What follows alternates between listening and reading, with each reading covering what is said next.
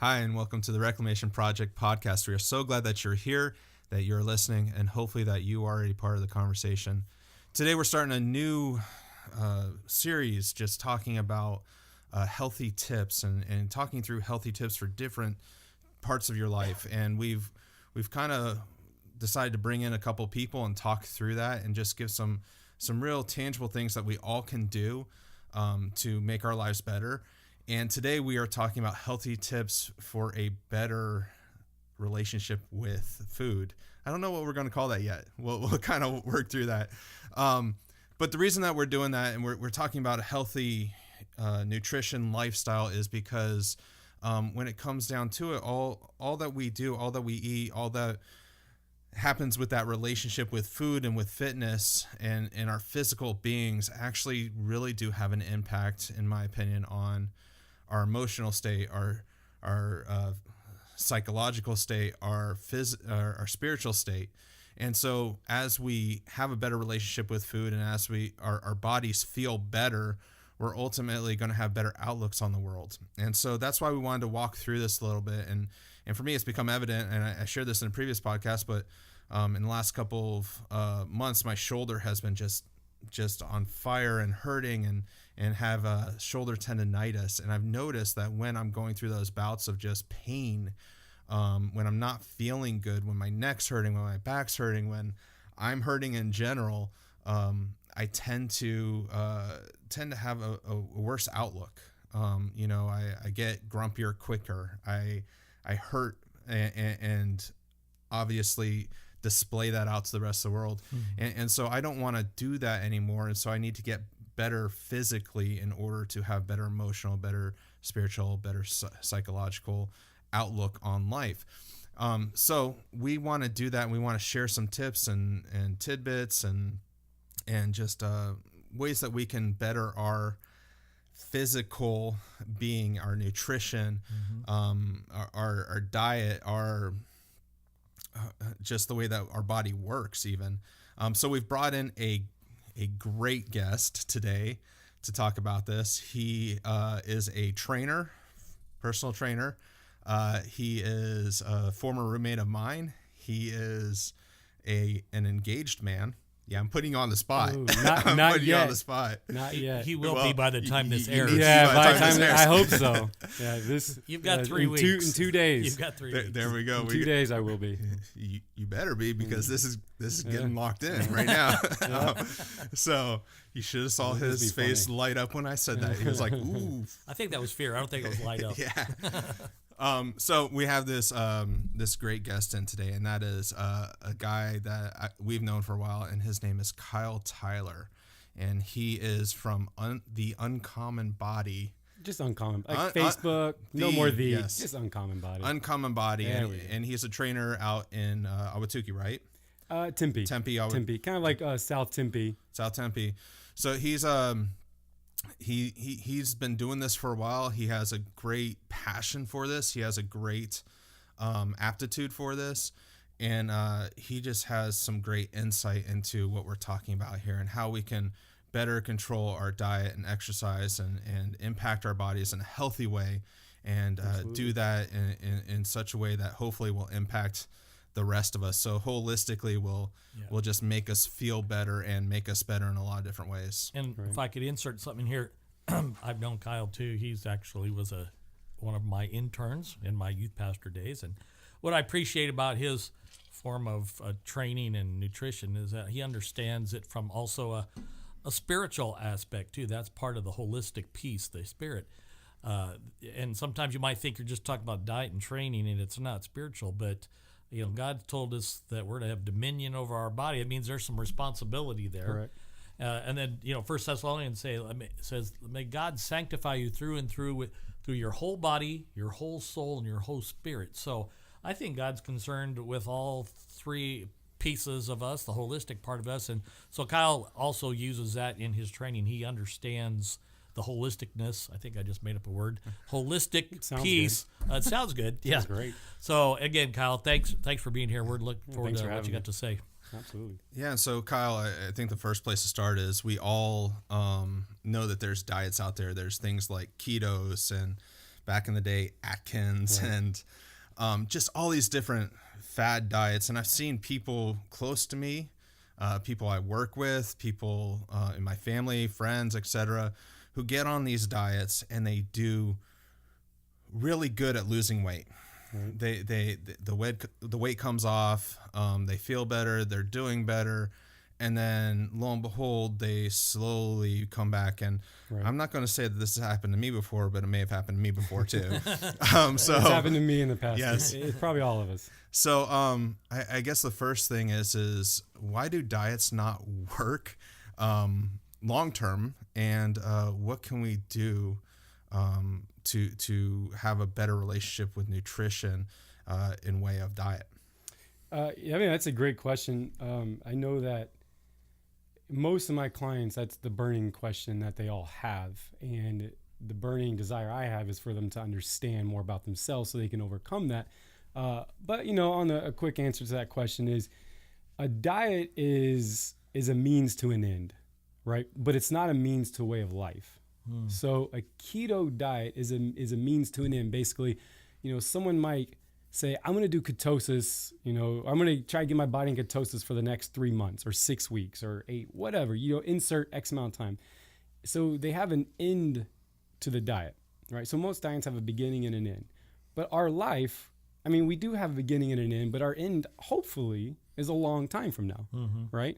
Hopefully it's a long time. I don't think I'm going to die in 6 weeks from now. So I don't base every decision in my life as an end point. And most diets get people in the mind frame of, I'm going to start here, I'm going to end here, I'm going to lose all kinds of weight, I'm going to be happier, I'm going to be fantastic, and then I can go back to the way I was. But the reality is, you are where you are currently right now because of what you're doing. Yeah. And most people need to understand that you are a sum of your actions. Where you are right now, you are a sum of your daily actions.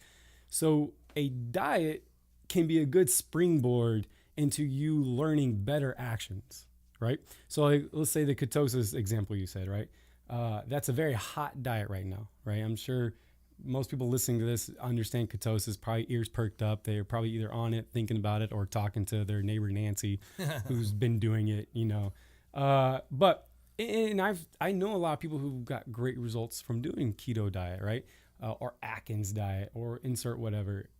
But the key difference that most people don't, when they fail going forward is that because when they reach the end point, they think they've arrived, right? And that's just not the case. You've never arrived anywhere.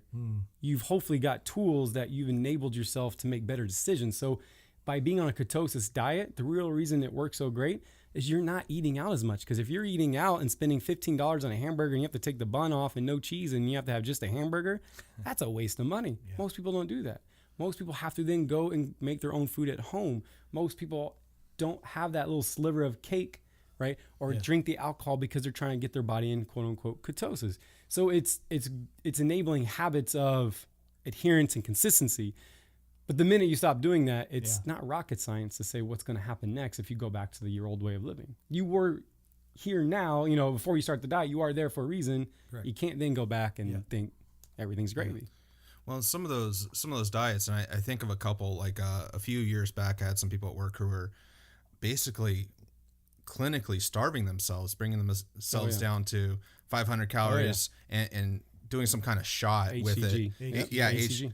Yeah, they're doing that, and it worked, but you're basically really starving yourself, right? When you do that. I mean, I think of other ones like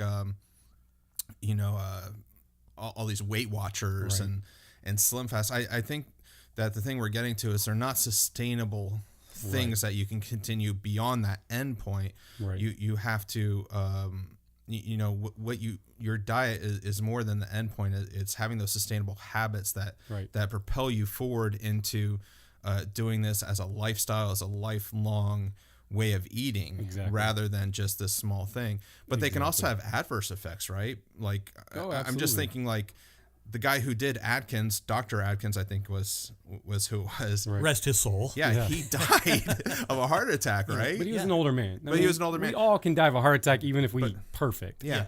But I mean, so some of these things, like the ones that I mentioned, can have adverse effects because you're trying so hard to whip your body into shape, Right. so to speak, that you're actually putting strain on your heart, your internal organs, things like that. Right. So these fad diets aren't necessarily good for you long term either. It depends. I mean, not to, how do I say this?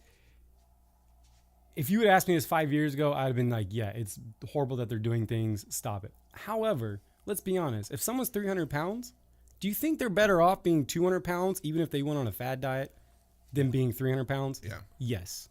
So even if someone did an Atkins diet, ketosis diet, and personally, I don't think there's anything unhealthy about them. I've in the past done a quote unquote keto cycling diet, and I was very healthy. I felt good.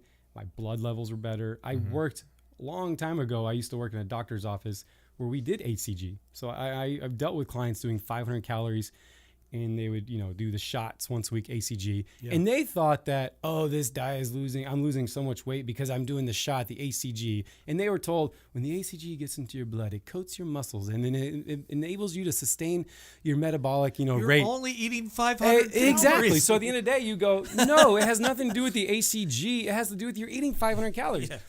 But they want you to believe that. Correct. Because there's money in ACG. There's not money in telling you to stop eating so much. Yeah. Right? Yeah. So, but back to what we were talking about a second ago is it's not good. It's, to be honest, it's more mentally draining on someone's soul and someone's mental state if they're going in and out of fad diets. Yeah. Right?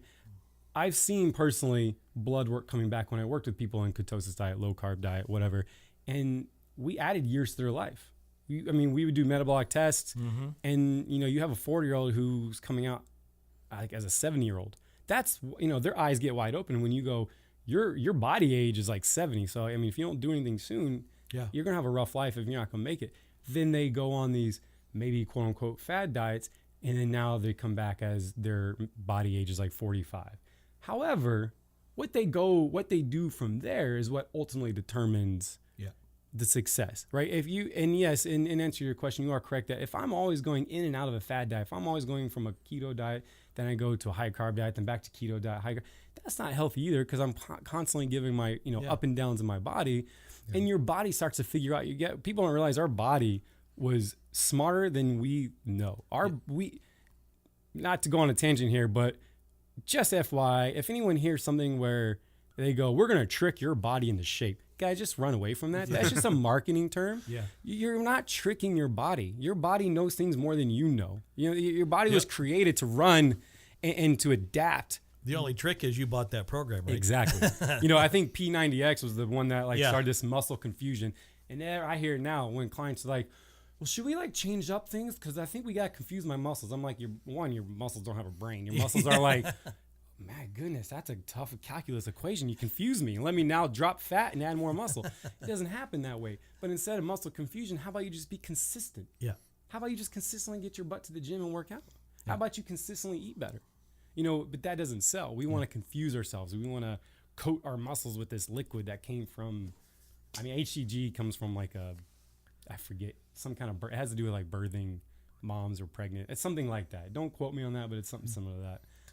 It's that's what sells, because it sounds like something that came from the Himalayan mountains on the rooftop from a monk, and he's like, I'm going to get you where you, versus in the end of the day, it's something you can't prove anyway, huh? Exactly. It is exactly right. But we love that. We love that because we think that I'm not at fault.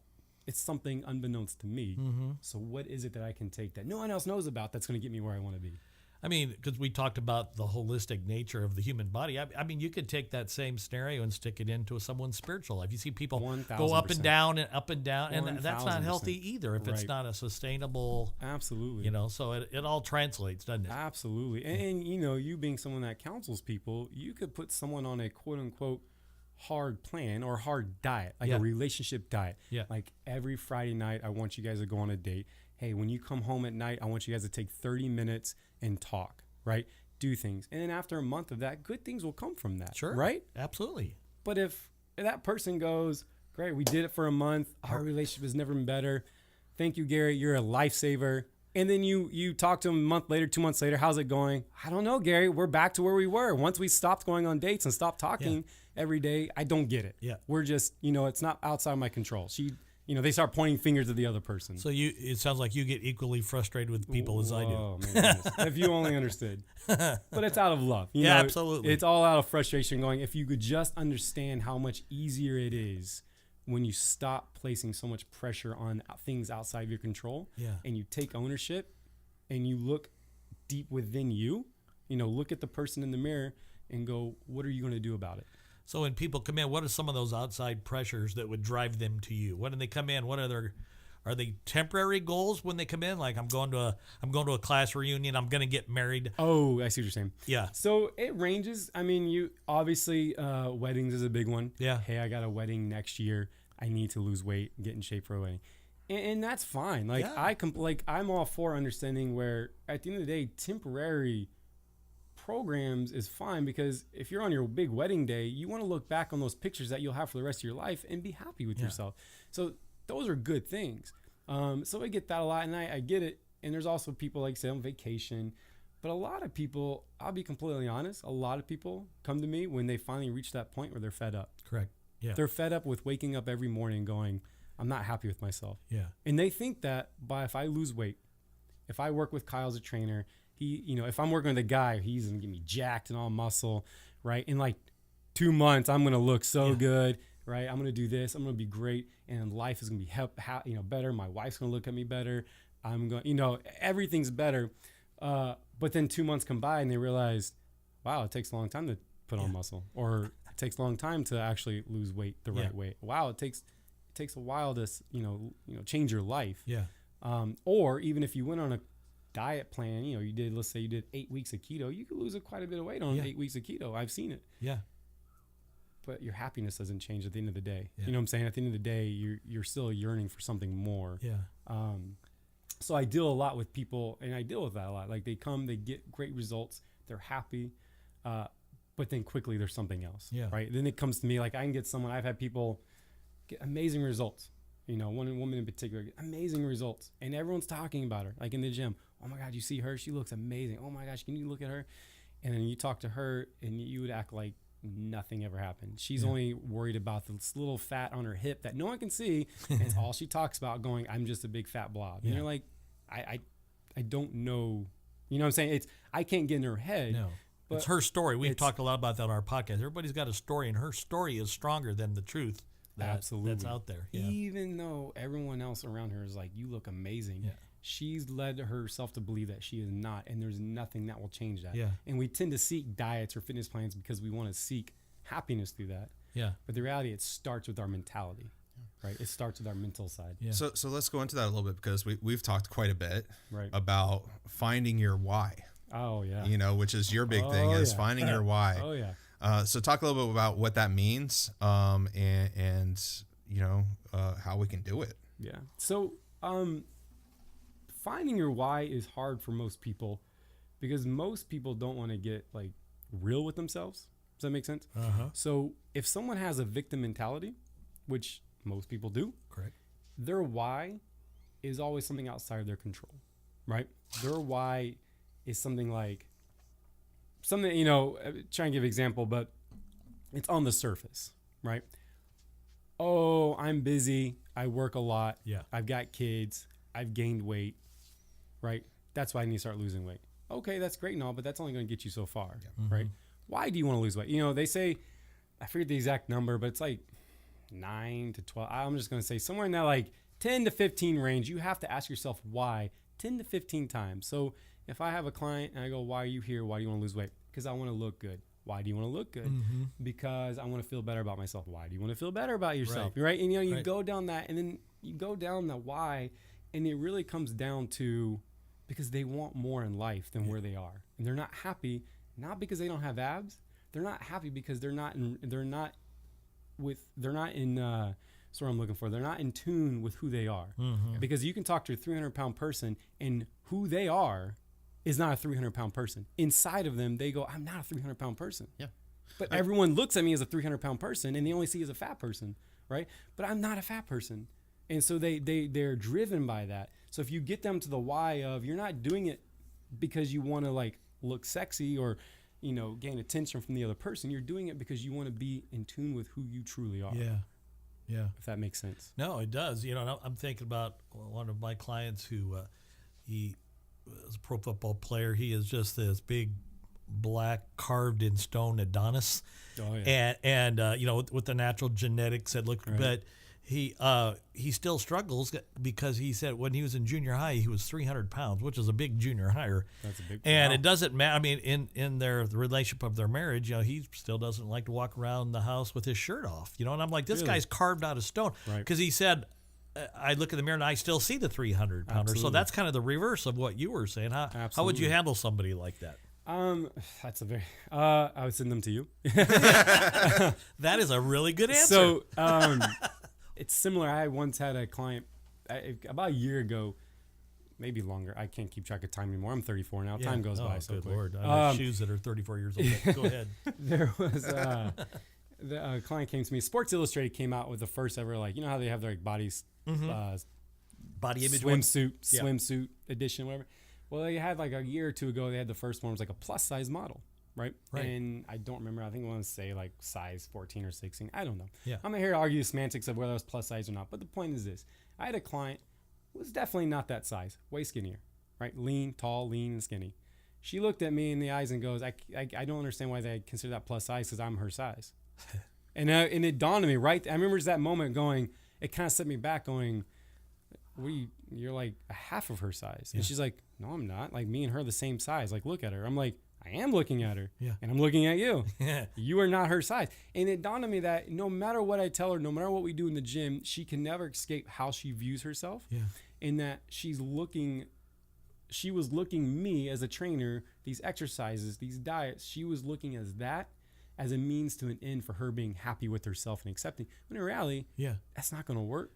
She's And at not that gonna- point, you realize you're not working with her body; you're working with her brain. Exactly. So you're like a Exactly. practical psychologist half the And, time. and it was that moment. I already kind of was into psychology at that point, but it was that moment Yeah. when I realized the importance of actually making change in someone, you know, outside of how they look. Actually making a change comes from working on their mental state, because I could get her lean and ripped and looking good where everyone's talking about it, but she would still think she's a plus size Yep. model. You know, and there's nothing wrong with any of that. But the fact that she thinks that she looks like that, it does not matter. Yeah. And I'll be completely honest. About 5 years ago, I did a show.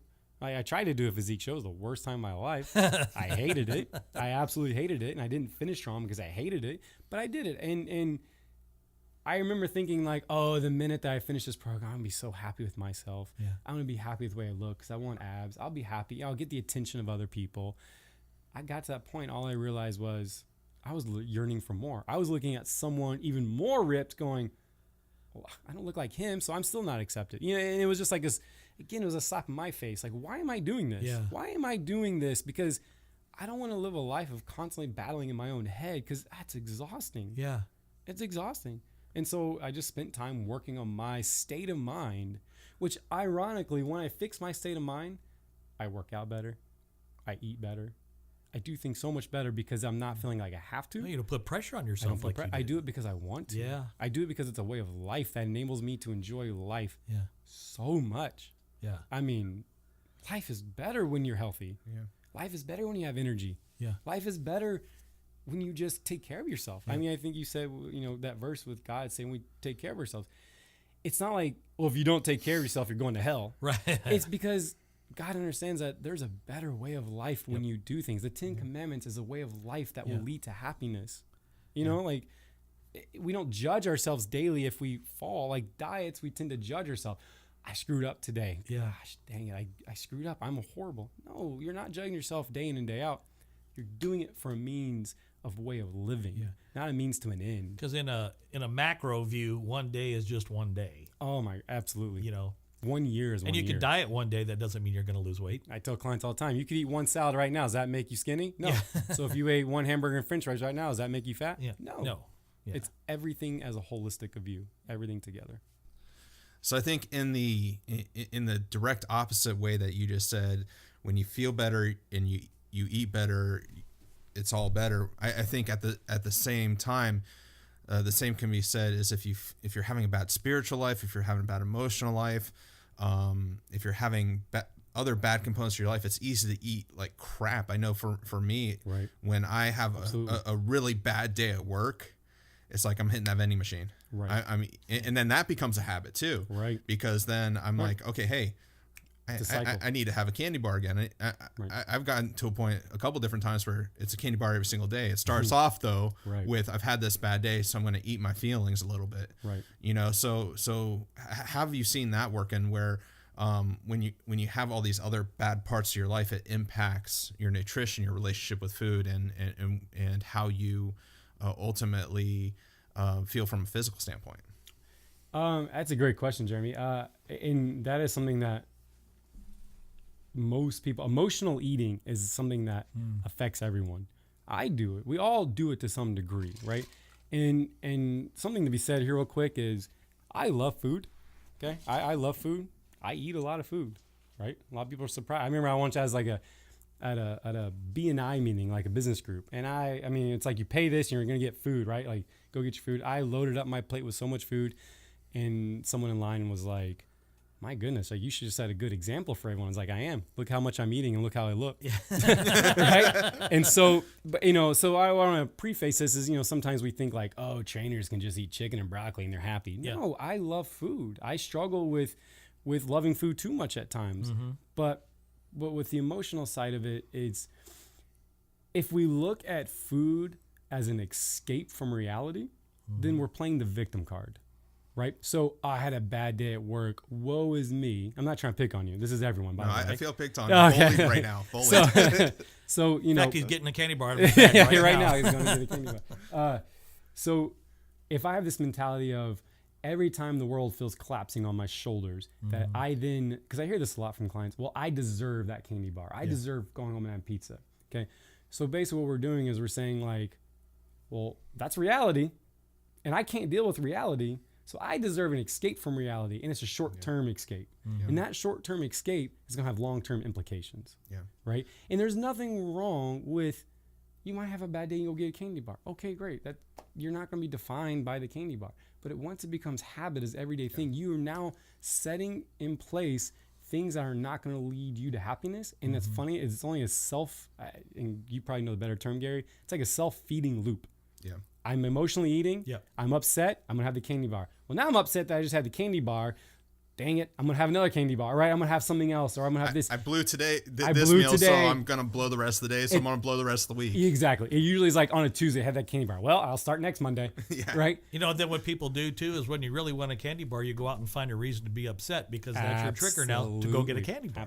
And again, that feeds into this victim mentality that I'm very passionate about because, life, we were never promised a good life when we were born. Yeah. When we were born, we were never promised to have an easy peasy life, that everything just is great. No, we weren't promised any of that. So we must go through life understanding that the crappiness that we deal with every day is probably minuscule compared to what other people face in other parts of the world. Correct. Right? So it's kind of reframing the mindset, and there's not trying to diminish someone's emotions, right? You have a bad day, that's fine. Absolutely. I'm not trying to diminish it. But if we have the mindset of always saying, I had a bad day, I deserve something, we're just feeding those thoughts versus going, did I have a bad day? Yeah, that did suck, but you know what? I'm kind of more blessed than I realized. We change that negative to a positive. Yeah. Wow, I had a bad day at work. My boss yelled at me, whatever. But you know what? I still have a job. Correct. I have kids to come home to. I have a loving wife, right? And soon I'll have a loving wife, all right? But you know what I'm saying? By the time of this podcast. By the time of this podcast, our loving fiance. But the point is, like, we got to change to a positive mindset where we are in control. Because if we only focus on things outside of our control, then we are always going to have that negative loop of reaching towards something. And it's more than just food, right, Gary? You understand people resort to pornography. People resort to insert addiction. Exactly. Yeah. That's why I find it funny when, in the fitness industry, I'm not a fan of the fitness industry. We talked about this, off air, but it's very much about like, look what I'm doing and how cool I am. Or trainers who like yell at their clients for like, why did you mess up? I can't believe you. True story. There was a trainer I used to work with, and he was your old school trainer. He would yell at his clients.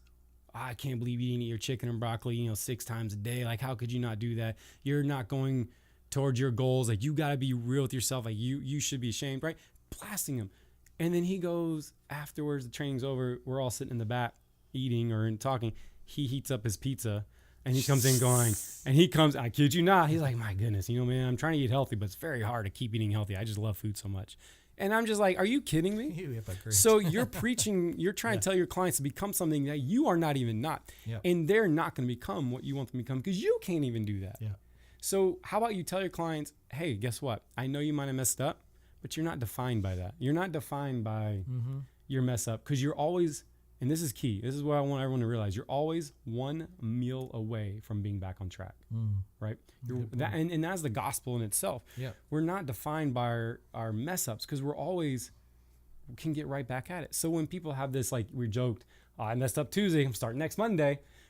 All that is saying when a client tells me that is, one, they like the idea of change. They don't really want the change. Yes. They want an excuse to, like you were saying. They feel good about knowing out there I am. Absolutely. Yeah. They feel good telling someone that, well, I don't like how I am. I want to be different. And that's all they're after. And most people have to realize, great, I want $1 million, but if I want to not go to work every day, that's not going to work. Great. Yeah. Right? Yeah. I don't really want $1 million, but you know what I'm saying? Like, there's this idea that you can say I want a successful life, but then if you just lay in bed all day, do you really want a successful life? Absolutely not. And we know that. We know it's common sense. Yeah. But when it comes to our body, when it comes to health, when it comes to fitness, we make up excuses because we're victims. We're victims. Well, when we're not. And piggybacking off of that metaphor, it's, hey, I want $1 million. You have to. No one wakes up and it's just, hey, I have $1 million. Exactly. It's you have to, exactly. Go to school. You have to take the steps that you process. need to take. And it's a long-term process. Yeah, it is. It is. In the same way, it's the same thing here. Is you're not just going to have things happen overnight. Whether it be a diet or a lifestyle or whatever. Right. It's going to happen with taking the first step, continuing with building blocks, and continue to gain the tools needed in order to sustain that long term. Well, that's the sinister level of some of the fad diets is they're trying to tell you can do it really quick. It doesn't have to be a long process. You can drop 5 pounds the first week and 10 pounds the first month, and it kind of fools you into a false security. How many times do I see an ad that says, we promise that guarantee you lose 20 pounds in the first month. Yeah. It's like, sweet, sign me up for that stuff. Yeah. But the thing is, I'll gain the 20 pounds back once I get on my regular lifestyle. Most people, it's like, I guarantee you lose 20 pounds in the first month. They go, sign me up. And then they tell them what they need to do. And they go, I don't want to do that. Yeah. It's like, well, do you think 20 pounds just comes off by paying money to someone? Like, it's like if you were always, it's like a homeless man coming to you going, I need a better life because I'm homeless. I don't have a house. I don't have consistent food. Would you tell that homeless man to always just get a temporary job? Would you tell him, hey, you got a job for 30 days. Fantastic. Now he's back to homeless. He's going to be back to where he was. Yeah. And if he's always going in and out of temporary jobs, he's never going to find satisfaction. Yeah. But the reality is, it's not about what job you find. It's about, can you consistently show up to the job? Can you consistently work hard? Can you consistently do the things that enables someone to have a job and sustain a job and grow in that job? Because just having the job itself, having the diet itself, does not mean anything. And most people are searching for that magical diet, right? Or a homeless man searching for that magical job that doesn't require him to show up every day. You know what I'm saying? Yeah, absolutely. And I mean, again, things like this, when we put it in perspective like that, it's common sense. We wake up each and every day and go to work because we know that if I don't go to work, what's going to happen? I might become that homeless man, right? I don't want to become that homeless man. I want to take care of my family. I want food on the table. So even if we have bad days at work or we wake up in the morning and we just don't want to go, everything in us is like, I don't want to do this. We don't question it. We accept it. We go, well, I just don't like it, but that's okay. I still have to show up. I still have to do it because the life I want revolves money. If I don't have money, I can't have my life. So, and that's part back to kind of full circle. That's why a why is super important. If most people don't have a strong why, we have a strong why when it comes to working. We have to because we want a roof over our head. We don't question it. So our diet, when it comes to, dieting or taking care of our body, if we don't have a strong why, then we give up easily. We go on short-term diets. We give up easily. The minute we have adversity, which we all will have adversity. There's no such thing as a cupcake life, right? That does sound fun, a cupcake life. But, but if your why isn't strong enough, and I'm talking, your why cannot be because I want a six pack. Yeah. It can't be. Some people can. There's probably someone listening going, I can do that. Great. You're not the majority. Yeah. Majority of people need a deep, deep why. And that's why I said you have to ask why like 10, 15 times to find your deep why. Yeah. And then when the minute that you don't want to consistently eat good or build better habits, you have your why to fall on. Just like I show up to work and train my clients, even when I don't want to, because I want to have money, right? It's a simple on the surface why. Yeah. But it's an important why because I want money. I want to eat. Yep. Right. I want to provide. And most people, when it comes to our body, we just don't.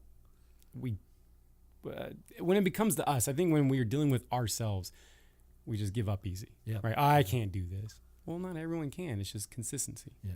So we touched on some fad diets. We touched on some reasons why those don't necessarily work. I mean, they're a good tool. They're a good jumping off point, but they're not necessarily the end all be all of lifestyle change.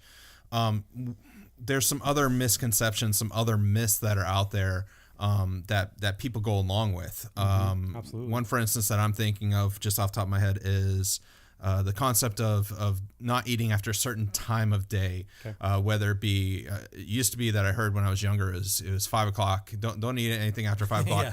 And then, recently I heard that I had a friend who wasn't eating after 8 o'clock. It doesn't matter when we eat. Does it matter, right. Any of that, or how's that work out? Right. I'll answer that in a second, but like one thing to always ask when you hear friends say that. Yeah. And, whether you ask him or yourself, just because there's so many myths out there, we have to learn ourselves how to overcome them. Ask why. Why after eating past 8 p.m., what does that do? Right. So, and the reason I say that is, one, that's a big myth. Okay. I eat a lot of my calories at night. So when someone's like, oh, you can't eat at night because then you'll gain weight. I'm like, I'm fine. Yeah. I look great. Right. Yeah. And I eat a majority of my calories at night. I used to eat probably, if I was eating about 2,500 calories a day, I was probably eating 1,500 calories at night before bed. Slept like a rock. Slept great. Right. There's a thing called intermittent fasting that I have done, and it's kind of another hot fad diet right now. But intermittent fasting is less of more like a way of living. Depends on how you look at it. But and people who do that sometimes eat a lot of calories. I mean, I know some people that do a 23-hour fast and a 1 hour feed. They might fast for 23 hours and then eat all their calories in 1 hour, like when they get home at night or late at night. Now, there's nothing wrong with that. Right. Because let me tell you this, you know how hard it is to eat 2,500 calories in one sitting? So what do you think is the reason why they're losing weight? Yeah. Because they fasted for 23 hours or because they're probably in a negative caloric balance because they can't eat that much calories in one sitting. Yeah. Does that make sense? Yeah, yeah. So when we understand the conceptual, when we understand why things work or we ask why, we can then decipher the myth. So like eating at 8 p.m., why? Because they say that, well, if you eat after 8 p.m. and go to bed, it has nowhere to go. The food has nowhere to go. It doesn't metabolize, it turns into fat. I said that 2 weeks ago, by the way, to my wife. Yeah, and not to pick on you, but okay, but again, that's not true. Think of your body like a bank account. If I deposit money at 9 a.m. or if I deposit money at 9 p.m. online, is there a difference? Do I have the same amount of money in my bank account? Mm-hmm. Or if I withdraw money at 9 a.m. or if I withdraw money at 9 p.m., is it the same amount? Absolutely. So we have to look at the most important things when it comes to our body and uncovering these common myths is what are we doing as a whole, right? Whether you eat all your calories in 1 hour or whether you eat 6 to 8 small meals, which used to be a common belief, which is a myth. Yeah. I eat 2 or 3 meals. I like to eat big meals. Yeah. That's a myth. Like it's all about what's your total. So, if you are, if 2,500 calories, I'm just spitballing here, is my number to stay where I'm at, my caloric range. Well, whether I eat all 2,500 calories in one sitting, or if I split it up in 8 meals, or I split up in 3 meals, or I split up in 2 meals, it doesn't matter. It's still the same number. Exactly. Mm-hmm. And so, can there be a metabolic difference if I eat certain times or before bed? Sure, but it's so marginal that the everyday person doesn't need to worry with it. The people who would worry with that is someone who's already super ripped or lean and trying to get to a different stage where we're not going to be. Yeah. Most everyday person doesn't even think about that. Correct. Yeah. Right? It's not about, or an athlete maybe when they're trying to get performance, but the everyday person needs to worry less about the minutia because the minutia sells. The minutia is what sells. Yeah. The building blocks, the foundation, that's what doesn't sell because it's the same old for a long time. Yeah. Just stop eating so much. Yeah. You know, stop eating like a butthole. Yeah. You know, I tell clients that, like, you know, you are where you are because of something, and you have to understand that whether you eat at 8 p.m.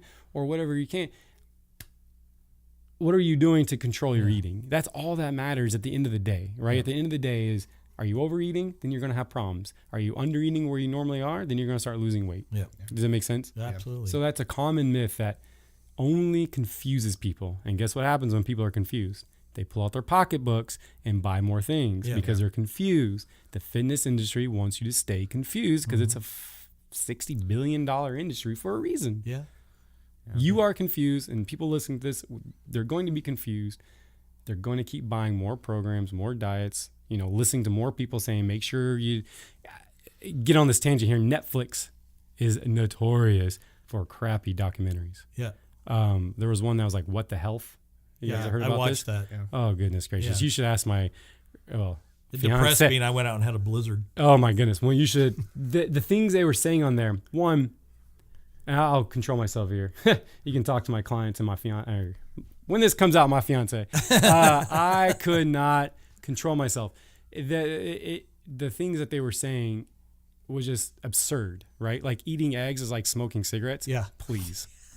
Right. And to a normal person, can a normal person not have enough not to call people out, common sense and go, that doesn't sound That's right. not true. You're telling me that me eating eggs that's been around since the dawn of man is like smoking cigarettes? Yeah. Come on. You know what I'm saying?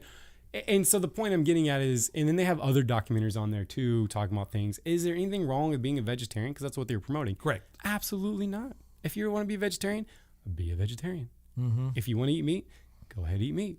We don't need to live a life and try to build a community of people that only believe what we believe and we trash the other people. But the reality is, it's much simpler than that. We need to stop being a tribalism. Yeah. Where it's like, well, I'm vegetarian and you are eating meat, and I really want that steak, but I can't have that steak because what the hell told me That's not to what have they that mean. steak? Yeah. Exactly. I hate So the fact that you get to eat steak and I don't. Exactly. Right. And you know, and I'm not diminishing people who are vegetarian for other reasons. Yeah. And I'm okay with that. I'm all for, I think our culture eats a little too much meat, which is unsustainable, but that's another topic for another day.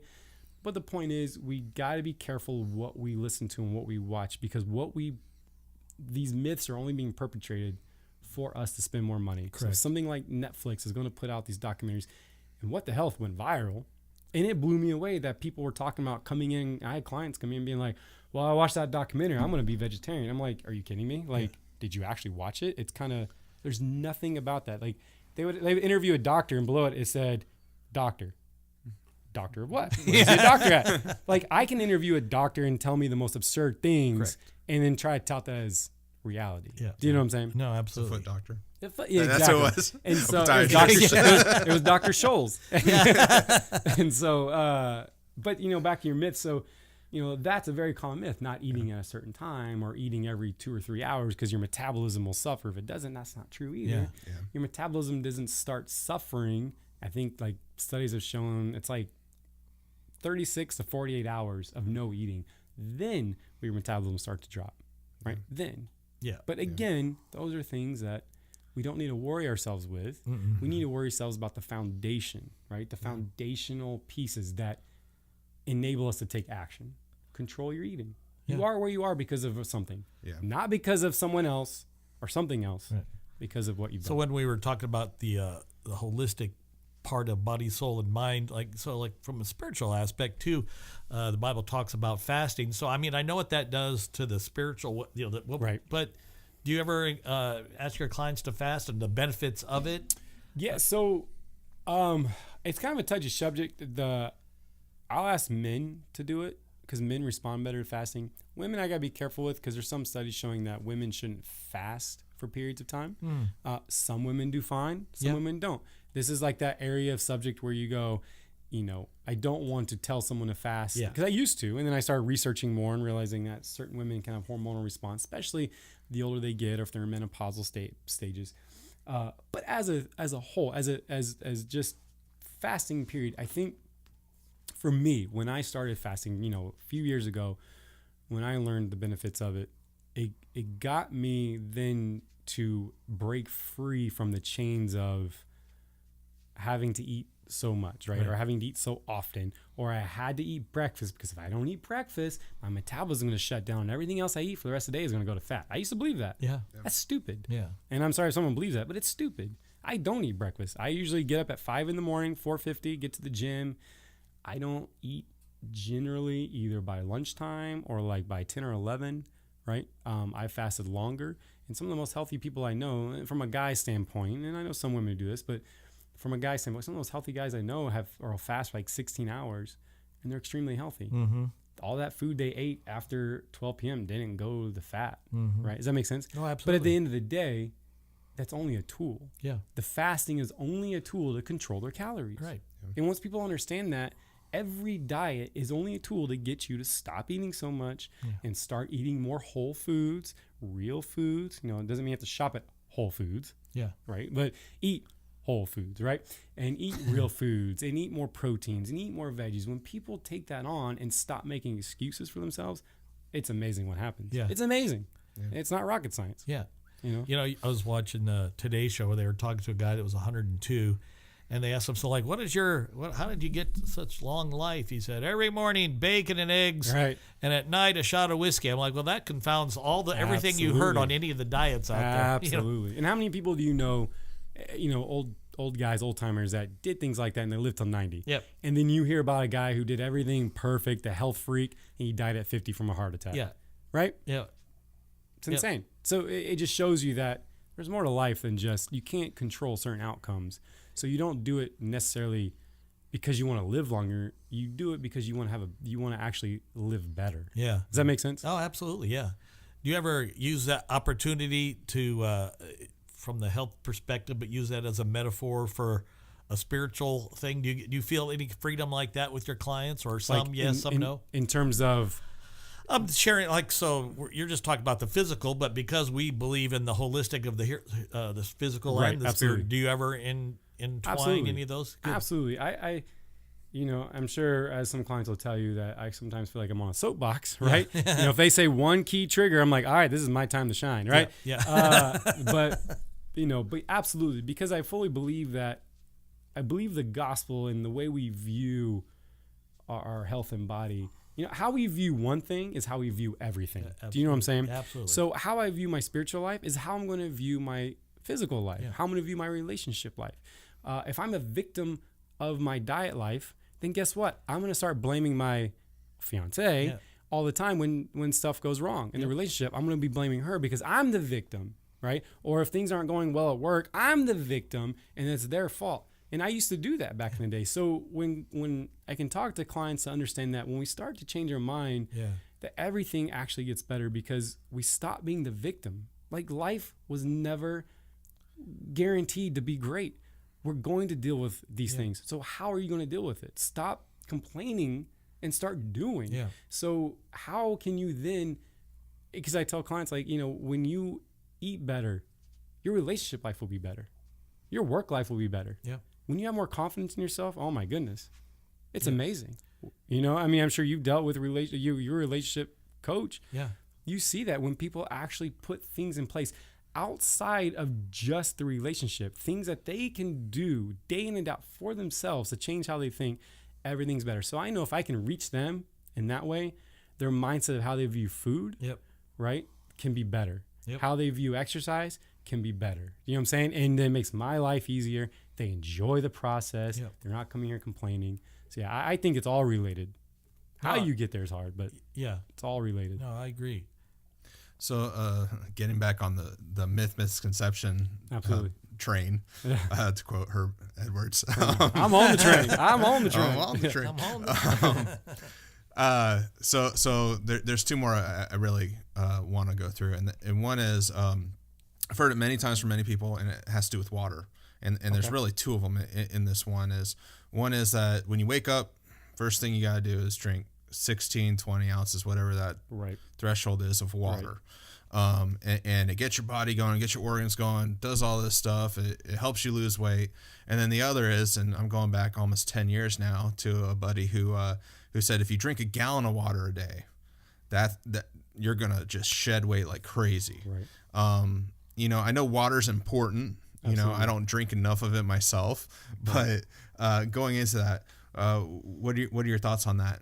I think it's just like you said, there's myths. You know, I'm glad you said it. Is it important to drink water a day?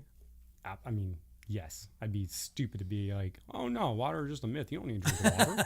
Like, absolutely. Yeah. Because if you drink a gallon of water a day, you're going to be hydrated more on water. And more than likely, what do you think you're going to be drinking less of if you're drinking a gallon of water a day? Probably Sugary less- drinks. Yeah, Exactly. Yeah, Soda. And alcohol. you're reducing your caloric intake by relying on water versus sugary drinks. So does drinking a gallon of water a day automatically equate to weight loss? No. Does drinking 20 ounces in the morning first thing automatically equate to weight loss? No. But are those things good habits to instill? Yeah. Yes. So we have to understand there's habits that we must instill because there's good things. Your body's like basically dehydrated while you sleep. So first thing in the morning before you have your coffee, it's a very important habit. You know, before I leave the door, or walk out the door to go to the gym, I fill up a cup of water, down it. I get to the gym, have more water, then I start drinking my coffee. Is that make or break my body? Absolutely not. But it's a good healthy to keep me feeling better. And because guess what happens when I feel better, I make better decisions. And when I make better decisions, I control my body. You know what I'm saying? Yeah. So causation and correlation are two different things. Yeah. And that's what this industry is notorious. So in those myths, causation, I drink a gallon of water, I shed weight. No, it's not causation. The water didn't cause you to lose weight. It's correlating. Maybe correlation, because the more water you drink, the less sugary drinks you drink. And so there's a correlation for people who drink a lot of water, they might be more fit. Correct. Does that make sense? Absolutely. So, causation and correlation is two opposite things. And so in answer to that question, we must look at all things like that. Is it causing it? No, I don't know anyone that's going, man, I lost 100 pounds. Well, how'd you lose it? Well, let me tell you. Yeah. I just got up in the morning, I drank 20 ounces of water. That's it? Yeah. Magic, right? No, that's not the case. That's So not the I would case at think all myths probably fit that causation correlation. 1,000%. Yeah. Absolutely. Yeah. And again, that's what sells. Yeah.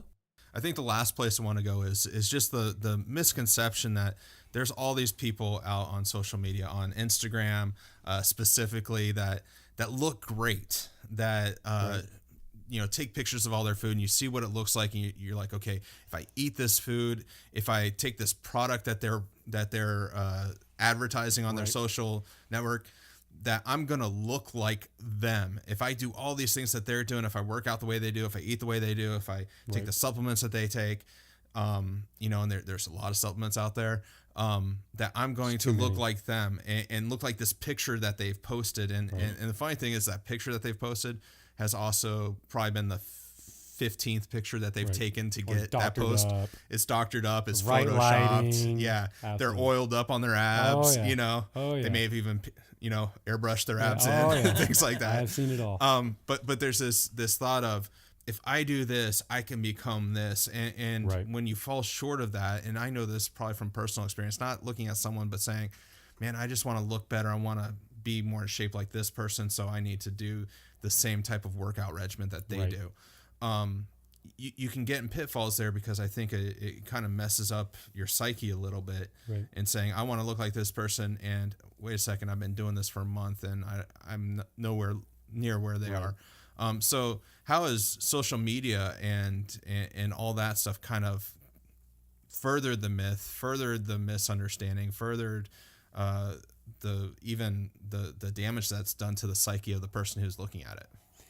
That's a good point. And, we could spend hours on that, but so we'll try to contain ourselves. But, just real quick, in terms of social media, you're absolutely correct. Social media is ruining people's psyche because it's giving them a false reality, right?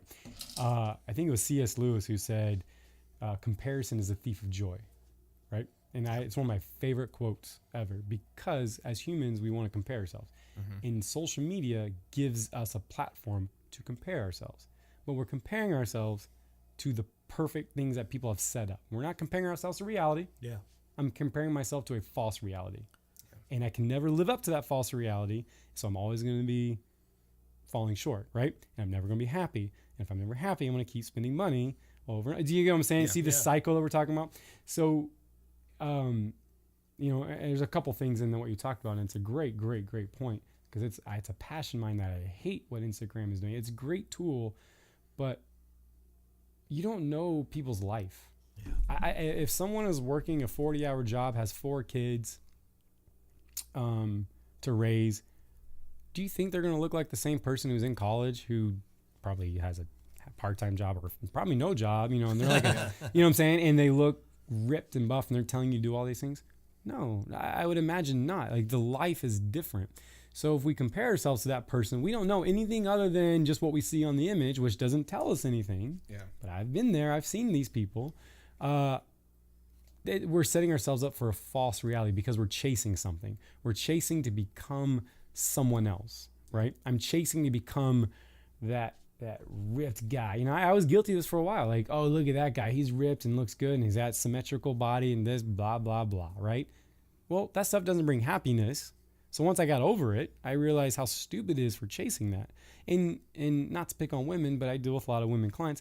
They're notorious for following the most fit females in the world and then being like, oh, I watched this fit female and it just makes me want to go work out and go work hard because I want to look like her. And I'm like, you have 3 kids. You just gave, like there's nothing wrong with having goals and look like that. Nothing. Well, and I'd say even you can go beyond social media too, and we can come back to that. But like when I go to the gym, I see these guys who are ripped, standing in front of the mirror, doing curls. Absolutely. And I'm like, I need to. Why don't I look like that guy? Right. Absolutely. Why don't I have that physique? I mean, right. Well, because I don't work out right. consistently. I know, right? It's crazy. It's weird. Yeah. Different genetics. Different genetics. Right. I have 2 kids. I have a job that I'm at probably 8 to 10 hours a day. Right. Who say this guy doesn't, do all his work in 4 hours from a consulting gig at home, right. and doesn't have any kids, and so the rest of the time he's feeding right. into the gym and right. really doing that. So I think that's also where you can see that same absolutely. Same and on the flip side, real quick, who's to say he doesn't have 8 to 10 hour job and has 4 kids? Who's to say he doesn't have that? Yeah. But he's a bad parent. We don't, but we don't know, right? We don't know. So the point I'm getting at is we make up these stories in our own head that we have no idea on. Yeah. We don't know. He could just be the most, and I know people like this, the most driven people you'll ever meet. Yeah. And they just don't take no for an answer. They're not the victim, whatever the case may be.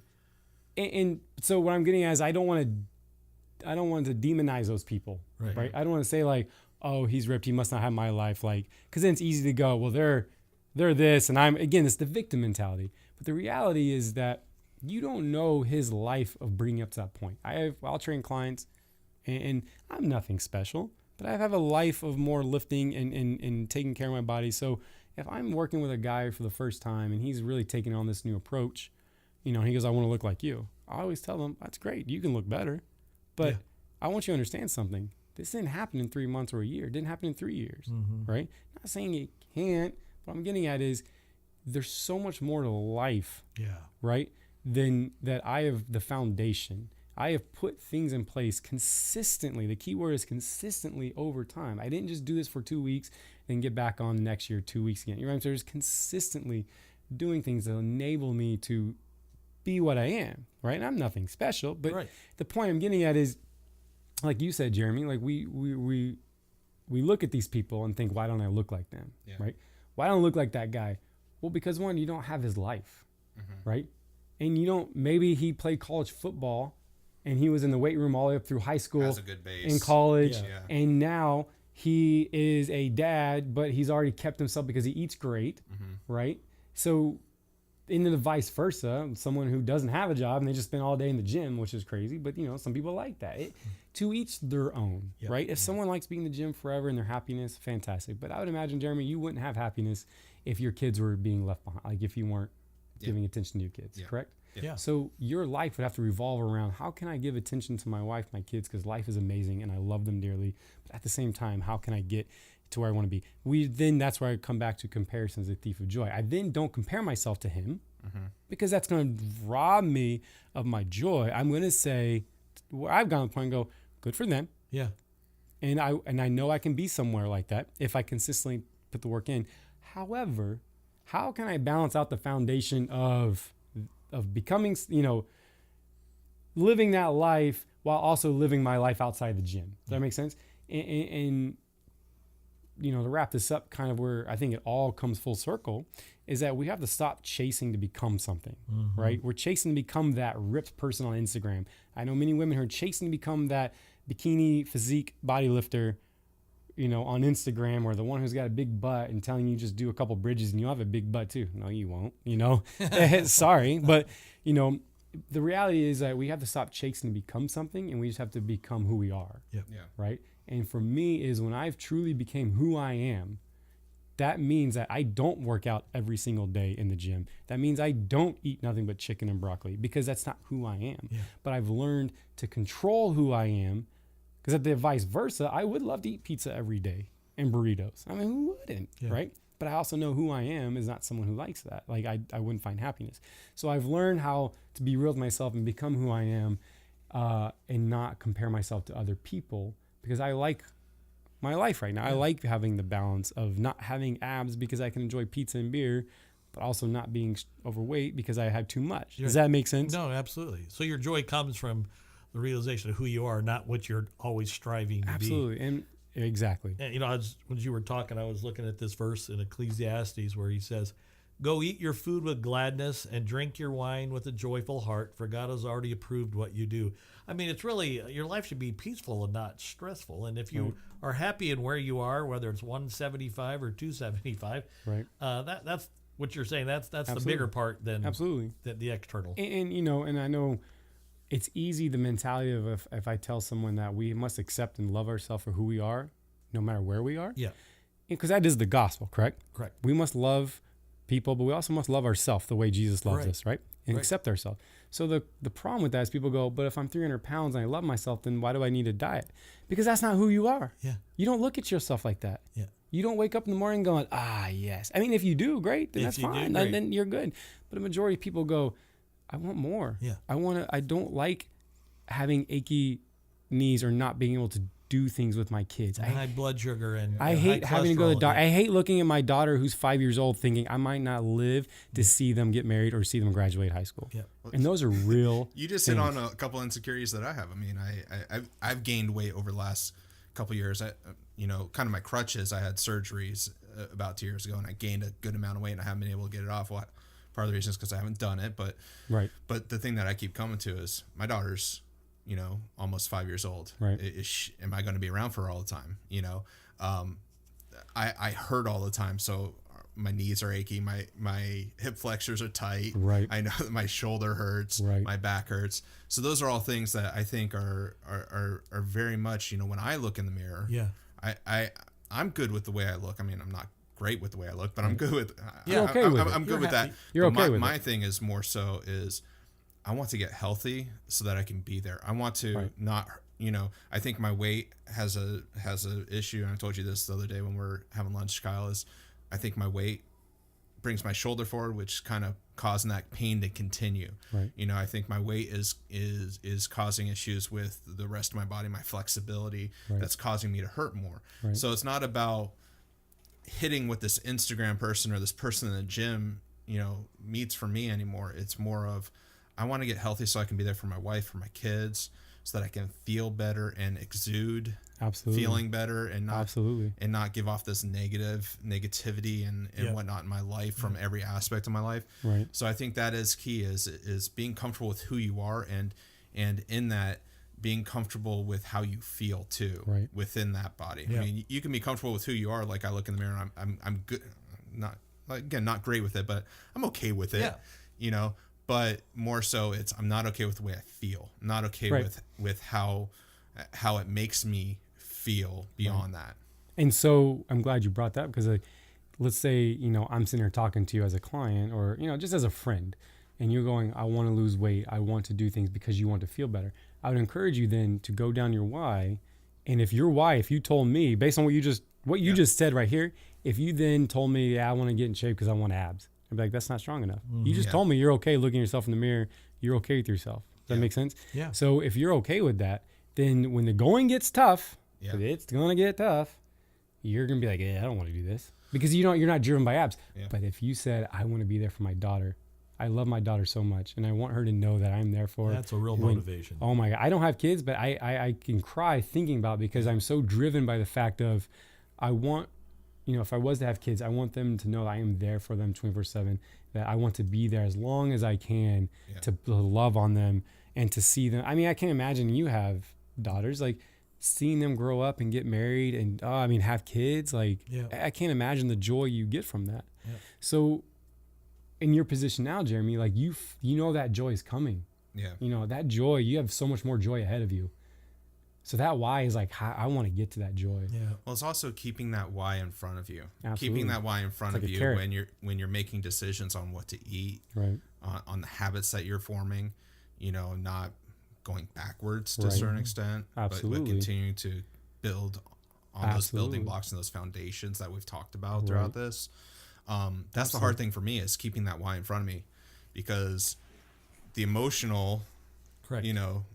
thing that's, I've had a crappy day, I'm going to go get a candy bar. The why is not in front of me anymore. Right. So being able to keep that why in front of you is, I think, a key component too. Absolutely. And that's where, I'm sure many people in your stage, Jeremy, like I talk to a lot of people in all walks of life, they're in that same stage. So then I question them, and I leave this podcast with this, is like, what are you currently doing to get where you want to be? Does that make sense? Mm-hmm. What are you currently doing? Because everything you just said is perfect. Yeah. So what are you currently doing to keep that why in front of you? Yeah. Because I'm going to tell you right now, human nature doesn't think long-term. Yeah. We're short-minded. We're short-term minded. We're instant gratification. Yeah. That's why we fall for 30-day diets. That's why we fall for lots of things. We're short-term minded. We're not long-term minded. Yeah. But our future self will thank you now. My future Kyle will be like, I'm so glad past Kyle took care of himself, that he was this way, right? Yeah. But like how we can transition to a long mind, which again is the gospel, right? Like absolutely. thinking long-term, like we're doing things long-term to put roots, not just short-term gratification. So, everyone needs to ask themselves, what are you currently doing? Not how are you being victimized? Because we're all can be victims, but we need to get over that mentality and say, well, how do I maintain, how can I start working out even amidst my shoulder pain? How can I still eat better even amidst pain? Does that make sense? Yep. You're taking ownership and saying, screw it. This is my life. This is my future. I'm owning it, and I'm going to do what I can about it. Nothing around me matters. Yeah. And that's when he says we're to have dominion over that. Just all that means is I'm going to master my body instead of my body mastering me. That's dominion. I think that's a great way to end it right there. That's perfect. So are you taking on new clients, or someone wants to have more information from absolutely. you, or how can they get a hold of you? Kyle? Yeah, you can email me at kyle@uncommonbody.com. And I train in South Tempe at like a little private gym. I also take on online clients, where a lot of clients who don't necessarily need consistent workouts, or they don't have the means to because they're a busy life, but if they need more direction and coaching, how to eat better, how to have, listen, the main thing about coaching is accountability. Yep. Right. As you know, Yep. Most people need accountability. Most people know how to eat a healthy meal. It's about, well, how can you consistently do that? How can you have someone saying, this is what you need to do? And what I do with my clients is I'm going to tell you the truth. It's going to get uncomfortable. Go ahead. Tell me those excuses. Yeah. Tell me that, go ahead. No, it's not because you're genetics. It's because you're eating. You know what I'm saying? And that's the big thing. While at the same time, making sure the foundation is correct. We have to make sure we're built on stone or not sand. Yep. But yeah, absolutely. It's Kyle@uncommonbody.com is a great way to reach me if you have questions, or my Facebook, which is Facebook/uncommonbody. Okay. Right. Those are my business page.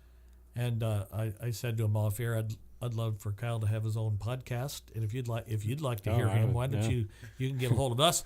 And I thought this would be a good transition, Jeremy, to kind of promote what you're ready to do, in case someone else out there is thinking, hey, I jeez, I wasn't going to do this. Well, I know, but that's why I did it. We're That's what I did. Don't be bashful. Just starting a side business that I am helping people who are thinking about doing podcasting, have ever thought about it. My big thing is everyone has a voice, everyone has a story, everyone has something to say. Yep. Everyone wants, not everyone, but a lot of people want to do podcasting, but it's just a daunting experience. So with that is I've kind of started this business to help people do that, to set them up on the right path, to maybe edit for them, record for them, do whatever. And so building that right now. And that's what I'm doing. 117services.com. See? Nice. Don't be bashful. So, and that's the number 117services.com. Podcasts are in right now. they are. You know what they say? Like when someone goes, "Hey, you want to start a podcast?" It's like someone back in the day going, "Hey, you want to start a band?" So we love for you to get a hold of Kyle, and you can always get a hold of us. We have a couple different places on all of our social media platforms: Facebook.com/RP Podcast, Instagram @RP Podcast, and then Twitter @the RP Podcast. And then we also have our website where you can listen to everything we've done before this. If you want to listen to it again, if you want to find out where our podcasts are, you can do that there, and that's rppodcast.com. Kyle, it's great having you in. Thanks for having me. Thanks, Kyle. That's been our longest podcast yet, Yeah. and I think it was all good stuff. So glad we could share that with our listeners. And if you have any questions, you can definitely get a hold of Kyle. If you want to just ask some questions, you can reach out to us on those different platforms. But we are glad that you got to hear this, and we hope that it inspired you, that it helped you, and hopefully that it made your life a little bit better today. So thanks for listening, and we will talk to you next time.